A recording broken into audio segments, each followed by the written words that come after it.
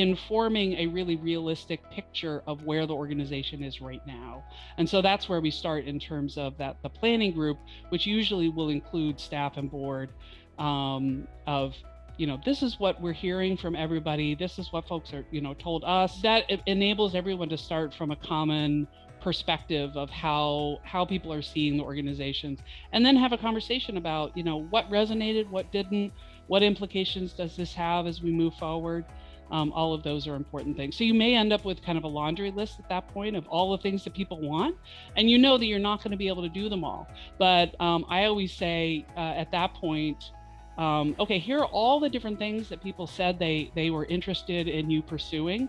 Consider this your buffet. You don't need to eat everything on the buffet. We're not going to be able to do everything. That's your job to make those decisions as we go forward and come up with new ideas as well.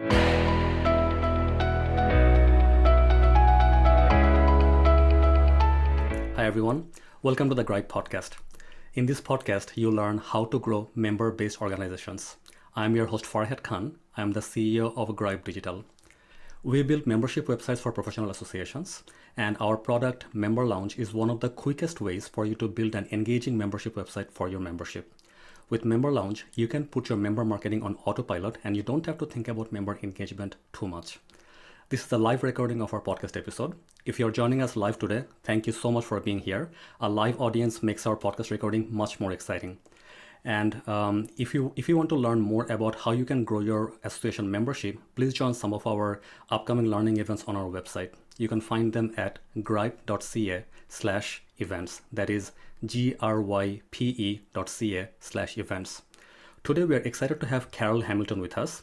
Carol is the Principal and Strategic Planning Expert at Grace Social Sector Consulting, and Carol has over 20 years of experience working with associations. Carol, thank you so much for joining us today. Do you want to start by telling us a bit about yourself and your work? Sure, and thank you so much for having me, and welcome everybody who's come in to participate with us live. This is going to be a lot of fun. My name is Carol Hamilton, Grace Social Sector Consulting, and I help associations and nonprofits be more innovative and strategic. And the way that I do that primarily is working with them through on strategic planning. And so I believe that's what we're going to be talking about today. And I'm calling in from the greater Washington, D.C. area. So great to be here and talk with you today. Carol, that's great. That's great. So we know that strategic planning should be member-centric in general. Why do you think that is the case, and how can we make that happen? Yeah, I think it's important for all aspects of associations and membership-based organizations to really keep the member front and center in everything that it does. And so strategic planning is just one more way for that to happen. I think one of the big mistakes that organizations make when they're thinking about strategic planning is to keep it very narrow, like keep a very small group of people involved, and not really get a lot of perspectives from the wider breadth of the membership. And so really putting members first, getting their perspective at the front end of the process really is important. Right. So why is it difficult for associations to actually do that in general? Like associations are member-centric. They want to be member-centric. Why is it so difficult? I think every organization thinks that they are member centric. And I think most organizations default to relying on their volunteer leaders, people on their board, people involved in committees, chairing committees, task forces, etc., to really be their member voice. And that is important. And certainly those folks are very important in terms of getting the work done of the organization, governance, etc. But the minute that somebody steps into a leadership role, they end up having a different perspective than your general member of the organization. So I don't think those folks even realize that when they come into a volunteer role, that it does shift their perspective, but they end up learning more about the organization. They know more about how the ins and outs of how things get done, and so you're not necessarily getting a perspective from that kind of regular, sign up and show up to a few things kind of member. And so you need to make sure that you're touching base and putting things in front of them for their perspective as well. Right. So, what key member data do we need to actually make our planning more member centric? Well, I think it's going to depend on the type of organization. And generally, when I'm working with groups, we start by identifying who are the key stakeholders that they need to talk to through the strategic planning process. And often that will include board and staff as very key folks, engaged volunteers. But then also, how are you finding out information from your general membership? Is that through focus groups? Is that through a survey? Is that through a combination of different things, interviews, et cetera? And that's where working with a consultant on a strategic plan can be really helpful because that process can be very time and resource intensive. And so having someone help you out with that, facilitate those conversations, and then synthesize all that information so that everyone in the planning process actually has kind of a snapshot of where your organization is right in that moment and where people also see the field that you serve more generally. Right. So, if we don't have that member data right now, and we kind of have a general idea of what we need to do, like where do we start? Well, I think it's going to, again, I'm going to give the classic consultant answer of it depends, but it's going to be, it's going to depend on the size of the organization. How many members do you have? What's a realistic way for you to get information from them? Oftentimes that means a survey, but sometimes you can do a survey and then a listening session or the other way around. Oftentimes it's useful to do a survey to get some baseline information and then do a series of listening sessions so that you can dig in and get a little more nuance and perspective, get richer data through that qualitative. So combining those quantitative and qualitative approaches. Right, right. Do you have a preference on like which to start with? Generally, I'll start with interviews, building on focus groups, and then often Right. follow up with a survey. But it could be flipped also. It's going to depend on the project. Right, right. And oftentimes what we hear is that the membership manager is like very tuned into what member needs, and then like it's very difficult for the membership manager to kind of like take it to the board or take it to the executive director because like they're kind of like a bit disconnected from the whole like member journey. So how do you bridge the gap? Like what do you do? Well, I would want to include the membership director in the conversations, and really, I think traditionally, uh, the kind of common wisdom has been that it's the board's job to do strategy, and certainly you want to keep your board at a strategic level. But when it comes to strategic planning, I really think it needs to be a joint effort between board and staff, because they bring different perspectives, and so that membership director would be one part of that conversation. And I think even for the membership director, what are the kind of commonly held assumptions that staff or board have about members, and how realistic is that at this point? Do they really? Does that really still reflect the experiences of your general member? Right, right. So, in your experience, Carol, in general, like when you work with like boards and then the membership director at the same time in strategic planning, how is it different when it's member focused as opposed to not member focused? Well, I think it's about who you're including from that front end. So that whole process where you're gathering information from people, you're talking to them, having focus groups, surveys.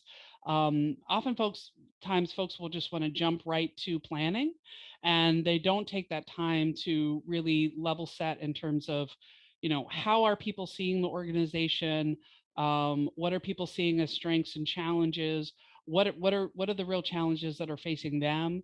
And then, obviously, most times you're not starting from ground zero. Organizations are collecting data all the time.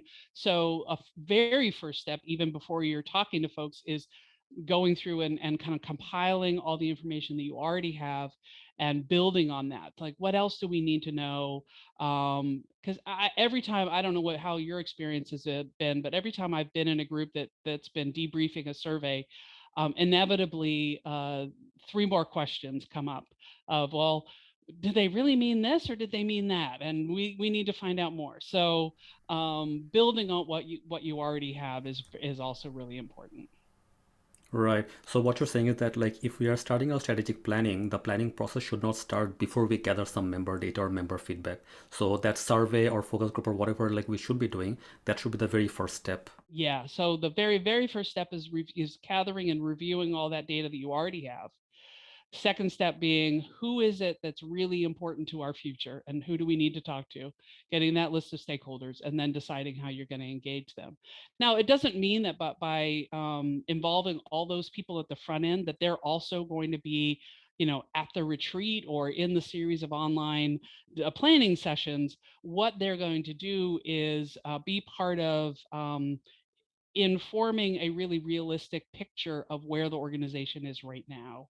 And so that's where we start in terms of that the planning group, which usually will include staff and board of this is what we're hearing from everybody. This is what folks are told us, and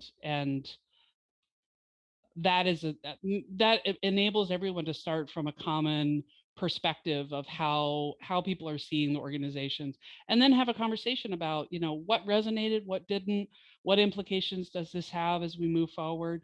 All of those are important things. So you may end up with kind of a laundry list at that point of all the things that people want, and that you're not going to be able to do them all. But I always say at that point, okay, here are all the different things that people said they were interested in you pursuing.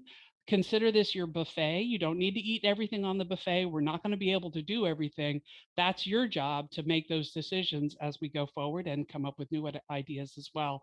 Um, and I think but the other thing that's important is for all of those people that you talk to at the front end of the process to be clear with them about how their input's going to be used. Right, right. So when you actually do have a buffet, like do you have a process on like how to narrow down like what members actually need as opposed to what they want? Well, I mean, the need and want, that's always a great thing, right? And I actually try to move organizations away from even asking people what they want. Hmm. Because there's just so much research that shows that people don't really know what they want, will tell you one thing, won't actually show up for it when you design it for them, all those things. So, coming at that question from a lot of different directions and then coming up with, if you do end up with a couple different initiatives or a new service, what are some ways that you can prototype that and test that with people before you're spending a lot of money on it, so that you're not assuming that they actually know what they want. They actually can tell you directly what they need, but really coming at it from kind of different angles. Right. And I guess Carol, you also touched on it earlier that like we should actually like survey or interview members at like across the whole spectrum. So some members are way more involved to a point that they are volunteers, they're contributing, and there are some members who are like moderately engaged, and there are some members who are like not engaged at all. So I think there's value in kind of like talking to all different types of members in general. Right. And of course, if the member is not engaged, it may be challenging to get them to give input, True, true. whether through a survey or show up for a focus group. So you're probably going to get that group in between the very involved, who you'll probably be, prioritizing for interviews, to the not at all engaged. Right, right. So Carol, do you have a framework that or a process that you use to make your like clients be more member centric in their strategic planning? Well, I think it's just about always asking the question of how is this going to impact the members, and Hmm. what's the implication of for each step in the process. So that first step of discovery, second step of, okay, here's the picture of what the organization is. What does this mean? Always just to be integrating that question in of what does this mean for our members, and then a next step of having them actually look beyond the organization to what's going on in the field more widely, what's going on in your Right. ecosystem more widely, and then how is that going to impact your members. It's just making sure that you're asking that question all the way through. Right. And where do you see that data contributing? So do you see it in like the association changing its offering, changing its like values overall, or process, something else? um, I think it's going to depend on where the organization is in its kind of development and life Hmm. cycle. Is it as a startup? What kind of things does it need to learn? Is it in a growth spurt? Is it a mature organization? And so, it's gonna, and with those different stages also will be different maturity levels in terms of how much data the organization already has. Right, right, makes sense. Because nowadays, what we're finding is that, and working with associations for many, many years, a lot of the services that associations used to provide before, so education, content, like it's free on the internet. It's free right now. So how do you create value from things people can actually find for free, right? That has been like one of the key challenges for associations nowadays. Yeah, I think that shift from being the kind of sole provider of a very specialized set of information to yeah, the current state now where there's just so many actors in the professional learning space. It's really a point of what's the differentiation, what's that special sauce that we have that folks can't get elsewhere, or if you need those kind of more general skills, that anyone needs in a profession. How might we partner with other organizations to provide that rather than having to build it all ourselves? Although I would say that it's partner plus, because in my experience, just taking something off the shelf is not, you need to also do a little personalization of putting it in the context of your members. So for example, I worked in an association where our members were primarily in the higher education space, and the organization partnered with a business school to offer an executive leadership program. Unfortunately, all the people who taught in the program were from all of their experience was from the corporate sector. So every case study they used, the disconnect between the context that the folks who were participants and those case studies just wasn't there. So we did a different program where it was, again, the same basic skills, but all the case studies, all the examples came directly out of the context of the members, so that they really could relate. Right, right, right. So, in the whole process, like which job roles in an association are the most important to actually like keep a member focus? So, who do you involve in general, and who do you listen to? um, I think that it's really flipping it from folks seeing it as the job of the membership director to really seeing being member centric as part of everyone's job. Hmm. That's the purpose of the organization, is to serve the members, serve the field that the members work in, and so at every level, whether you're the executive director or the um, frontline customer service person, how are you thinking about members on a daily basis? Right, right, and it's funny because like very recently we had a meeting with an association, and we had the membership manager and then the finance, I think the financial director in the meeting, and there was another person, and the membership manager was actually like very adamant about like making some changes, and the finance person was like very resisting. We don't have the budget for this. We don't have the budget for that, right? So, and we see this happening again and again, right? So the person facing the membership actually sees the problems firsthand, and they actually have a real challenge convincing their higher ups. So do you have a way to kind of like convince the bosses? Like what can we do? What can they do? I wish I had the magic sauce, but Yeah. I guess I would say the more that a membership person, in that case, right, the audience is your finance director, so they're thinking budgets. So how are those problems costing the organization money? Are they losing? Is there any way that they can show that they're losing members, or folks aren't signing up or renewing because of those challenges?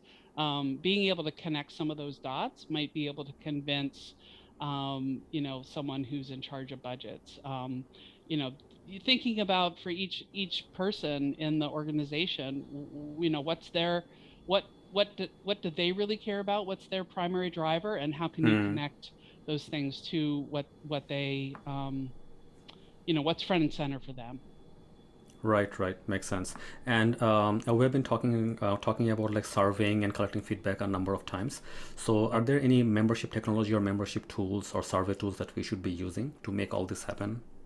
Personally, I use SurveyMonkey for Okay, surveys, right, but there are lots of tools out there, and then there are ones that are built into, association management systems. But and it depends on your level of capacity and the amount of data crunching you're able to do. So I think there's a tool probably for everybody at every level. right. So I'm So, tool agnostic. I know you guys aren't. So maybe there's something that you offer that you want to say is good for that kind of input. yeah, no, for sure, yeah. So since we build membership websites and we have a product called Member Lounge, and we are like big on collecting like member data on like how members are engaging through the membership website. So I just want to ask you, so where do you see the role of membership websites being in like collecting, like engaging members and collecting member data, like from your point of view? Like we have our own way. I'll share that. Sure. Yeah. I mean, I think what's interesting is it gets to that need versus want and asking folks directly versus seeing what their actual behavior is. And so the Right. kind of data that you're collecting through that process, I think gives folks much better insight than you could from asking them a question directly. So especially around a website or content, what are people actually looking at? What gets downloaded the most? Can you see trends in terms of the content or the topics that are most important? Actually following people's behavior versus asking them to tell you what they might do is so much more helpful. Right, for sure.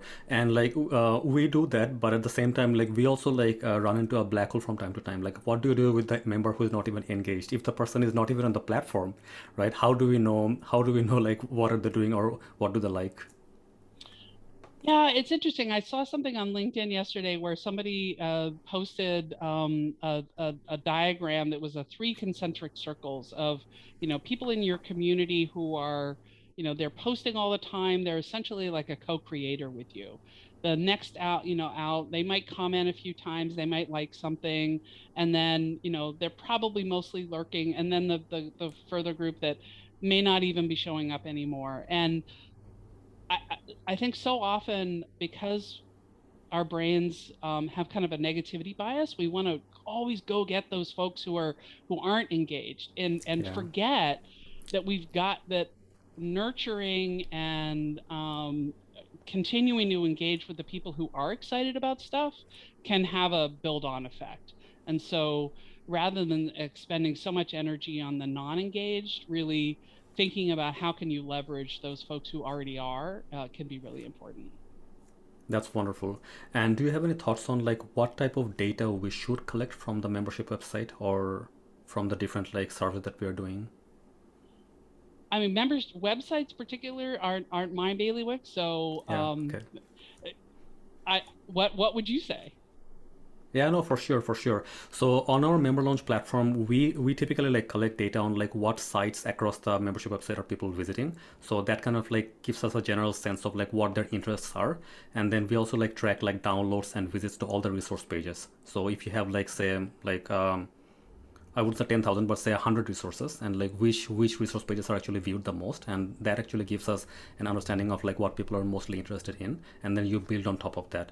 And I guess like something else that we find as well is if you're actually having events. So for example, this event that we had like, that we're hosting right now. So at the event, we ask people a question when they register. Like we like every person who's registering has like one field that they have to like submit a question if they want to register, and that one question box is a gold mine of information for us, and that tells us so much about like whether our content is like being like taken like positively by our members, or like what content are we missing that we should be creating like working on in the future. So I think like these areas actually worked wonders for us. That's true. I mean, that's kind of that listening that you can do, where the question may not actually, be spot on for today's topic, but it's still rich because it really is what that person is dealing with and what's right in front of them, right? It's answering that question of, what's keeping you up at night, what are the challenges that you're facing, and so you've got so much information there, and rich data in terms of, what are the things that people are facing. Right. Okay. So, Carol, today actually we want to change the structure of our podcast a little. Like usually, like we have the episode for a little longer and then open the last 15 minutes for questions. But today we want to take more questions to be more member-centric and more audience-centric, right? Okay. So, so I'll start taking questions at this point. So, Christina asked a question on chat. So she's asking, how can you show value to members in advocacy? Like when they say you're going to be doing the advocacy anyways, why do I need to be a member? That's a great question. I'm not an advocacy expert.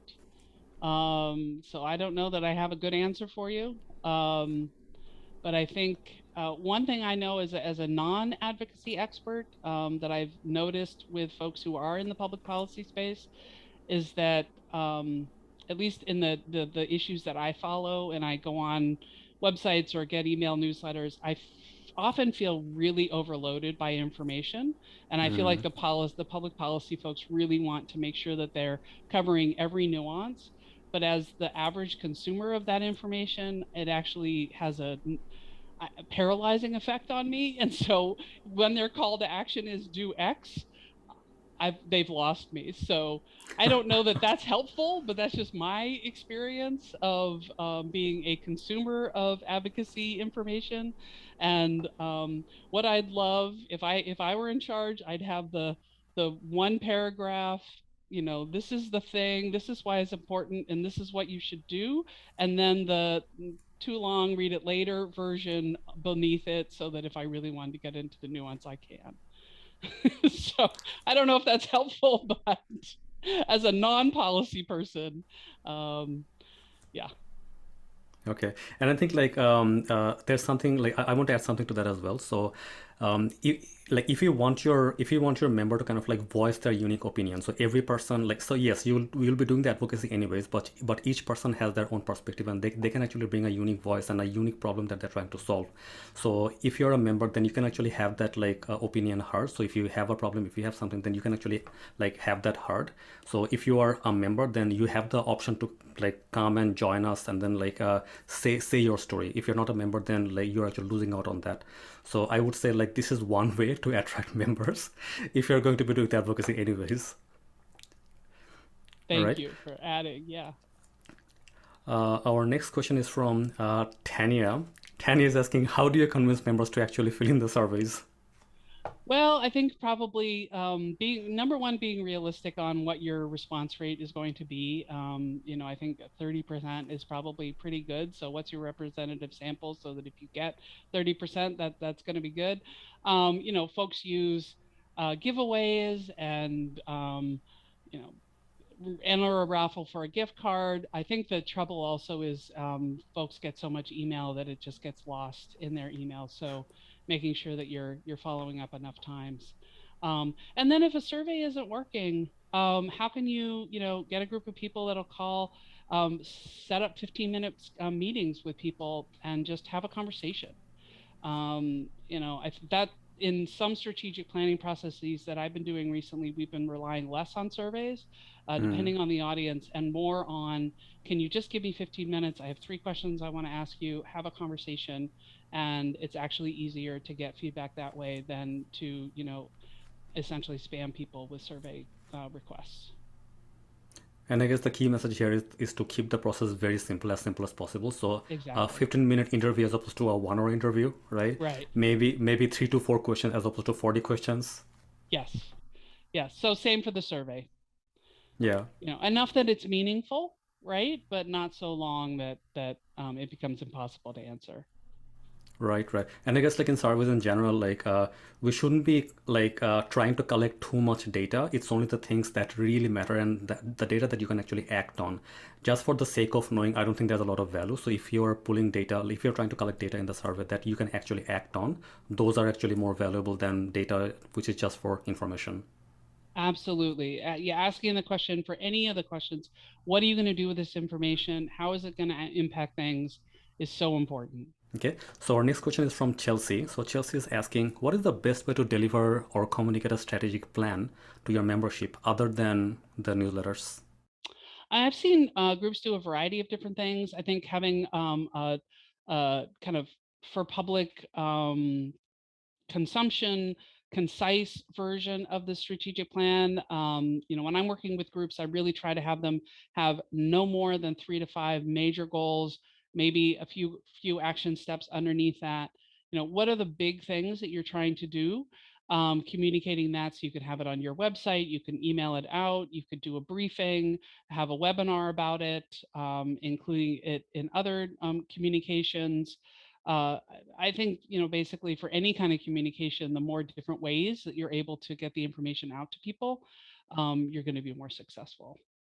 Different channels that you're using. Absolutely. And just to add to that, I guess like communicating the strategic plan is kind of like marketing as well. So you know how you're doing marketing, you want to keep the message as simple as possible. So it's easy to consume. So I think like if we do that, then people like will not be resistive on like taking in the message. Yeah. So keep the plan, 2 pages at most, not 20 pages, not a 20-page report that they're downloading. Right, right. Alrighty. So next question is from Jacqueline Biolo or Biolo. So Jacqueline is asking, how do you balance operations versus governance when pulling a strategic plan together? That's a really good question. I think it starts with not only the things I talked about before of like who are you talking to, but also what are the big strategic questions that the organization is facing? What are the strategic challenges that you're facing right now? So you're framing that from the beginning at a strategic level versus all the operations. Now, when I work with a group and they come up, working board and staff together, so you're going to have that operations and governance perspectives throughout the process. But once the kind of higher level strategic plan is approved, I want to work with staff to be able to do that 1 year implementation plan so that we can get into the operational issues and be realistic about who's doing it, by when, what's it going to cost, is this going to need extra resources, all of those kinds of things. So you can't just divorce one from the other. So our next question is from Bill Older or Elder. Bill is asking, marketing is a major component to a successful member recruitment strategy. Do you have any best practices on how we can include the marketing plan or budget into the recruitment process or the recruitment plan? Okay, so strategic planning is really, you can do strategic planning for membership, but strategic planning at the organizational level, marketing may come, it may be an issue. And so it may be a goal that you improve your marketing or, increase XYZ, and then a plan might be an action step underneath that. But really, when you're working at the organizational level, that might end up, that could be, depending on the organization and what their challenges are, could end up being one aspect, but might not be addressed in the strategic plan at all. So I guess in the strategic plan, like you're really trying to like set the big picture goals. So what are the higher level goals that we're trying to achieve, and then like marketing will really be there will be marketing goals like in that plan, but the marketing process and operations should probably be in the operational part of the work. And it could be that marketing is a particularly big challenge for the organization and it needs Mm, to be one of the goals, right? Again, it's going to go back to where you are, what life cycle are you? I've worked with organizations that their goals have been at the level of how we're impacting the field. And then mm. I've worked with other organizations that are much more at the beginning stages of development. And so one of their goals is around, we need to get clear about roles and responsibilities and do all this operational stuff. So it's going to depend on the circumstance and the organization. What they end up deciding is important for them to work on. Okay. So next question, we kind of like answered it, but since it's an amazing question, I'll ask it anyways. So it's from Emily Jennings, and Emily is asking, how do you find out what your members truly want? Truly is Watch the what they keyword here. do. Watch what they do. I think, again, I said coming at it from different angles versus asking directly what they want. You talked about a member journey. So how, that's one thing to talk about, ask people to kind of walk through what their journey has been with the organization. How did they find out about it? When did they get involved? Learning more about their experience. What challenges are they facing? What keeps them up at night? Um, what's the next thing that they really are going to be working on? All those things that kind of get more kind of rich information about their experience versus what do you want, what do you need? Because folks are just generally not very good at actually articulating those things. Yeah, true, true. That's right. So collecting some data on user behavior is probably more valuable than just surveys. So surveys are very important. Interviewing is very important, but then like gathering some data on user behavior is very important as well, Right. So right? once you have those interviews and have some insights about what people might want, how might you be able to test it with folks rather than just assuming that what you've heard from them, you want to build right now. Like how can you create a minimally viable version of it so that you can test Yeah. it out, those kinds of things. Right. So a funny story. We actually had some requests or like some questions from the audience to create webinars on a certain topic, right? So when we created the topic, no one shows up, right? So so this is like a classic example of like members are saying something, but the behavior is telling us something different. Exactly. All right. So next question is from Lisa Kowalchuk. So Lisa is asking, what is the best way to make data-driven decisions for your members when the members don't provide input? I mean, that's a tough one, but I think I'd go back to, how are you asking for the input and what are other ways that you might be able to get it? So, if you're only surveying, can you ask a few people? If they'd be more responsive to other volunteers, can you get volunteers to do a few interviews? I mean, what are some different Mm. ways that you might be able to engage people that, versus what you have been doing? So Randy is asking another wonderful question.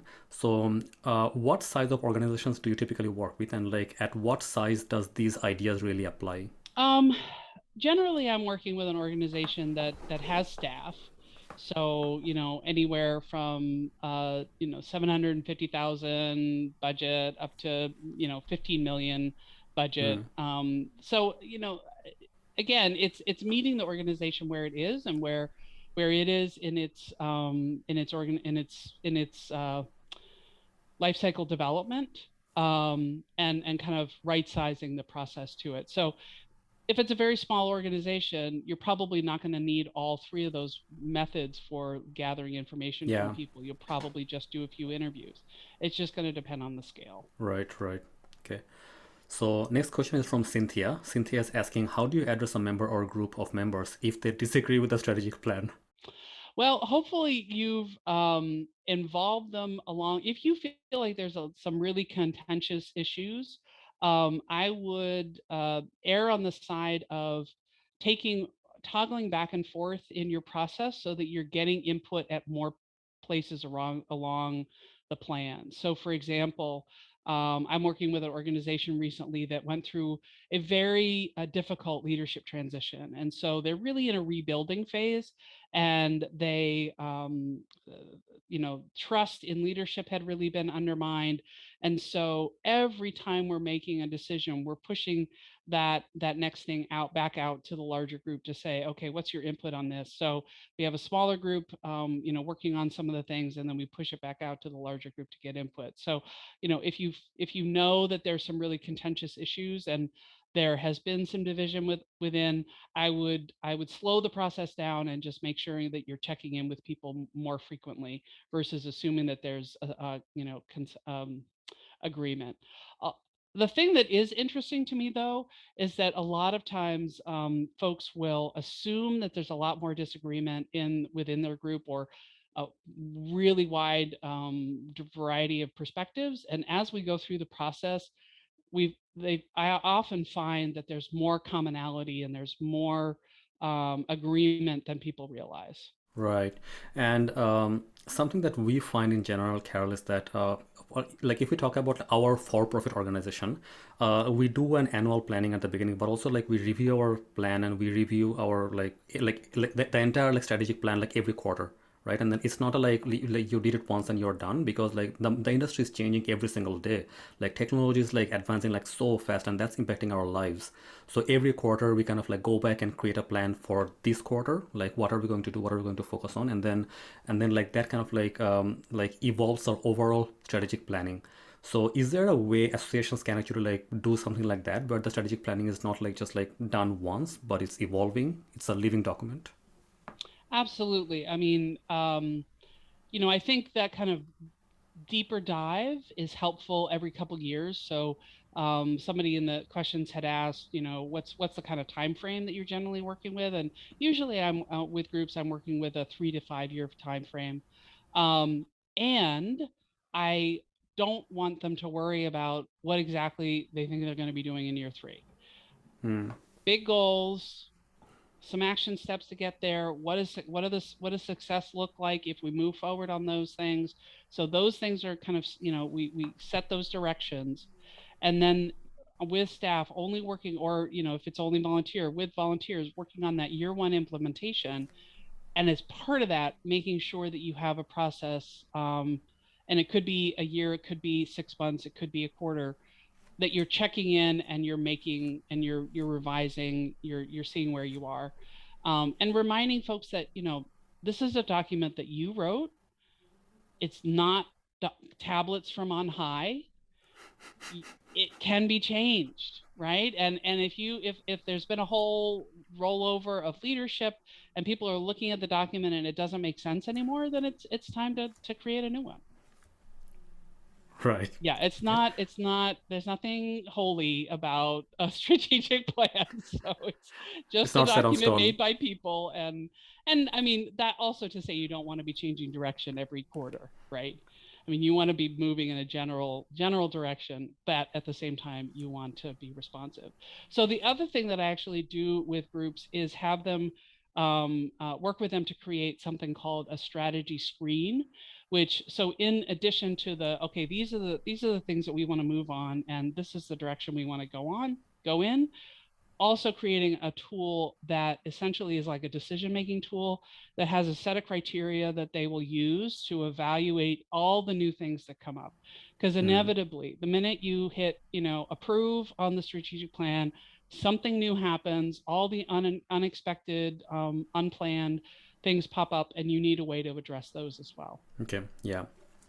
So next question is from Han Sink. So Han is asking, do you work with artists? They're working mostly alone, but want to share their work. How do you engage with them? I think it's I a art group. Yeah. don't artists are not my primary groups that I work with. But I guess, how could you have a brainstorming session with them about what's worked for them in terms of sharing their work, and finding out what they want to, is that what they want to do with other artists? Do you want to do critiques, or what are the things that would be valuable to them to learn and have conversation with fellow artists? And what ways might you be able to help? So I would engage your members and have a conversation about it. Right. Okay. So next question is from Keisha Stelly. So Keisha is asking, how can an association bounce back from some of the mistakes they made, and what methods should we put in place so that the mistakes are not repeated? Well, I guess it depends on what the mistake is. I think some mistakes that organizations make with strategic planning is that they do try to keep it within a very small group of people because they're concerned about that, this gets going to be this cacophony of ideas. But if you have a disciplined way to go through the process and engage people, there's no reason for it to be overwhelming. Again, it depends. I don't know what the mistake was. I think in general in life, owning up to things and then addressing how you're going to do differently in the future can be helpful. Right. So I can share something from our experience. So in our organization, maybe the associations that we work with, like for them, I think it may be like too much to implement, or maybe not. So I'll tell you like what we do in general. So we have created like SOPs or standard operating procedures for every part of the business. So any work that we do, there's an SOP created for that. So SOP is like an operating manual, so that like next time whenever the person is like doing that task, the person can actually take a quick look at the on the manual and then just like follow the steps or like add to it. So those manuals are like so powerful for us, because like if something we did in the past like did not work out, we can just like add to the manual, and then like the next person who picks it up will know it right away. So I think we have a set of like 30, 40, I don't know like how many manuals like that. Just like doing a quick search, you get the manual and then you can take a quick look at it to see how to do a certain task, and mistakes are saved there as well. So that's what we do to make sure that mistakes are not repeated in the future. Yeah, that's great. And one thing that I've used also to communicate kind of step by step or communicate information is create a video through like a tool like Mm. Loom, where I'll actually walk through how I do the thing, and it also gives me the ability to kind of talk about the thinking behind the steps as well. So that can be another useful communication tool. Our next question is from Elizabeth Shelton. So Elizabeth is asking, can you over communicate to your members? You want to show value. I think that's a rhetorical question, and I would say probably not, unless you're communicating so frequently that they start feeling like it's spam. Yeah. So there has to be a balance, I guess, in Yeah, general. yeah. And something that we find is that we kind of like divide our communication across different channels as well. So if like the main reason for dividing across different channels is because like not all your members will be listening to the same channels. So different members will actually be like on different channels and even on different days, to a point that like we recently started like sending out our podcast like emails over the weekend. So because like the weeks are too busy, and like, when the podcast is published, we have to send out the email. When do we do it? So we started doing it over the weekends. So yeah, and it's working. It's working. All right. Our next question is from Cynthia. Cynthia is asking, can you provide an example of the strat screening tool that you just mentioned? Yeah, so it's a tool that was originally developed by La Piana Consulting. It's called a strategy screen, and it's not going to be the same for every organization, but there's some common things that most organizations will include, like, to what extent does this new initiative align with our mission? To what extent does it, do we have staff capacity for this, or what resources are going to be available to move this forward? How will this impact our reputation? So there's generally a set of criteria that you're just going to use, and it kind of grounds the conversation in a common set of questions that you're asking about each thing, and can help mitigate that common challenge of the very influential board member or the very persuasive person who gets very excited about something, and then no matter what they pitch, everyone gets on board because they're so good at just advocating for something.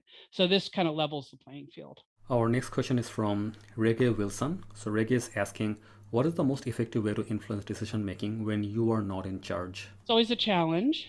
I think finding allies, having conversations. Probably it's the meeting before the meeting where you suss out where different folks are, and anticipating what their questions are going to be.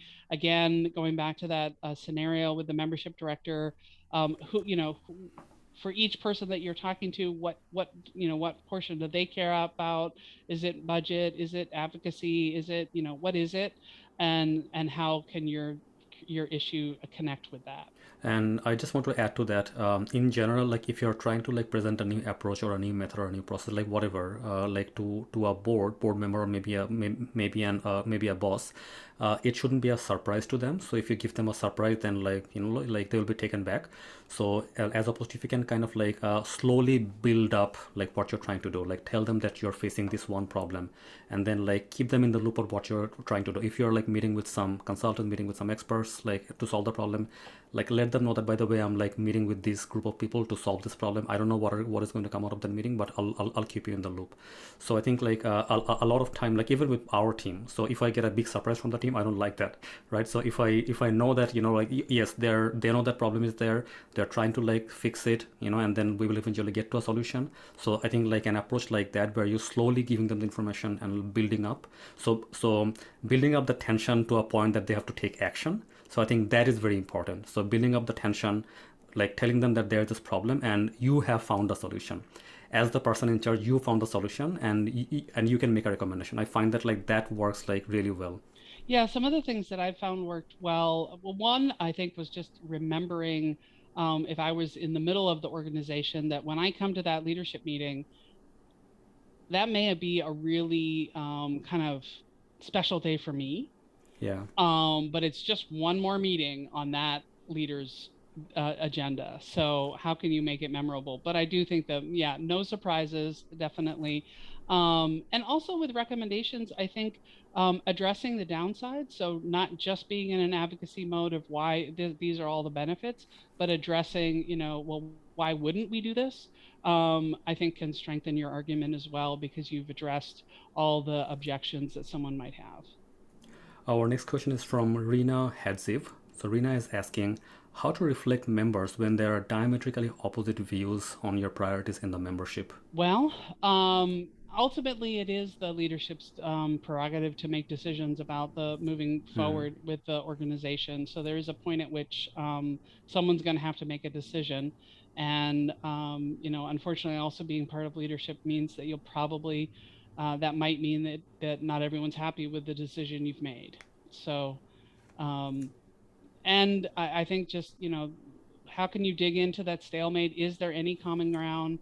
What's behind the very opposing views? And then for those views, how important is it? How mission critical is it for the organization in terms of whether you're digging into it or not? Yeah, and I guess like oftentimes your membership will have different needs. Different member segments will have different needs. Our clients have the same, so different clients have like sometimes they have very like varying needs. So in that case, like if they're not in direct conflict, then like you can do both things, or maybe like put in like some effort on one and like even more on the other one. So there's nothing stopping the association from like offering multiple services or multiple solutions. But you have to prioritize for sure. If you have limited resources, you have to prioritize Yeah, and everybody's always living within some set of limited resources, so some for sure. prioritization will have to happen. So Kathy Carson is asking how to bring in needs of membership components that are not represented on the board. Yeah, so some boards are set up as kind of a representative body and others aren't. So it's going Hmm. to, depend on the organization. But again, it's going back to identifying which components aren't being heard from as well, and then going out to what's the best way for you to get information from them, get their perspective, and be able to share it with the board. And whether it's them themselves setting that up in some way to have engagement, or as a pass through with staff or other volunteers. Right. So, Carol, at this point, we are going to wrap up because we're running out of time. What would be your key takeaway for our audience today? Well, I think there's been a lot of questioning around whether organizations should even bother doing strategic planning with the VUCA, volatile, uncertain world that we live in, complex and ambiguous. But I would say don't throw the baby out with the bathwater. Go ahead and engage in that planning process, but then also have that strategy tool to be able to deal with the unexpected. Because I think one of the things that folks are looking for from leaders is some sense of direction, and and so being able to go through that process um, ends up helping people feel heard, and also helps people have more confidence in the organization that they've been deliberate about how they're focusing the future. And I think like one of my business coaches once told me that when you're doing the strategic planning quarterly or annually, it's not the end result, the plan that is important. It's the exercise, the process that is the most important. Like getting everyone into a mindset, like the problem solving mindset, and then having like involvement across like different parts of the organization. Like we find that like way more important than the end result, the product, which is the plan itself. Absolutely. And I find that to a process, to a client that I'm working with, people will talk about how much they learned through the process, how much they learned Mm. about the organization, the nuances that they hadn't considered before, and meeting new people, having the chance to have conversations with different people. So all of that is all of those relationships that are built through the process is also a really useful byproduct. Exactly, because like the board doesn't always actually get the chance to like meet the other team members who are in Sure. operations, and Yeah. so I think like this is a great chance to kind of like team building, do team building as well, and then like speak to everyone. Yeah. Team building without calling it team building. Exactly, To exactly. the purpose of the strategy of the organization. Yeah, for sure. Right, right. Alrighty. So Carol, can you share a personal habit that has contributed the most to your success? Yeah, sure. I think a couple different things. Well, first, basic wellness, get enough sleep and make sure that you're doing moving in some way every day. And that could be in the summer, I get to go swimming every morning. Sometimes it's Mm, having a dance party while I'm making dinner. But I think also I have a process of reflection that I do at the end of every week where I kind of think about, there are a couple questions that I ask myself about that week and then looking forward. And then I've now integrated, setting a couple, what are my goals for the day? And then at the end of the day, how did I do on that? And including, just for fun, writing down my to-done list, which is what I actually got done that day.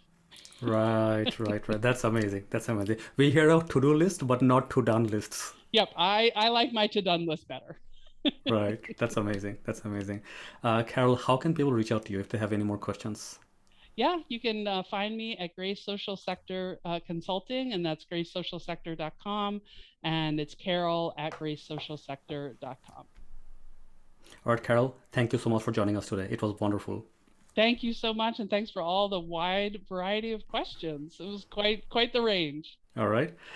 That was the episode with Carol Hamilton today. And like I always say, that whenever you come to webinars or podcasts, we get a lot of ideas, and Carol gave us a lot to think about today, but nothing happens until you start to take action. So I would invite you all to find one key idea or one key thought that you had today that you can actually like take action on, and actually start taking action so that you can actually get the results. And once again, our product Member Lounge is a tool for you to kind of like get your membership marketing and member engagement on autopilot. So if you want to get your member marketing on autopilot, take a look at the product. It's on our website. And if you want to learn more about how you can grow your association membership, please join our free learning events. You can find them at grype.ca/events. That is grype.ca/events. All right, then I look forward to seeing you on our next episode. Bye for now.